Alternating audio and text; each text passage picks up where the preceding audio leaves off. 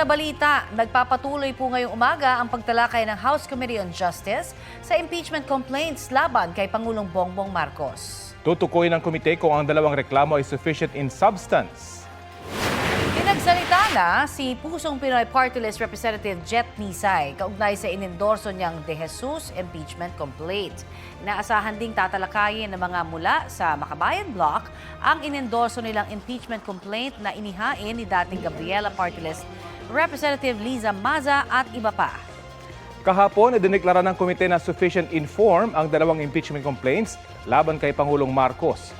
Ang Malacanang iginagalang daw ang proseso ng impeachment, sabay din muli na kumpiyansa ang presidente na wala siyang ginawang impeachable offense.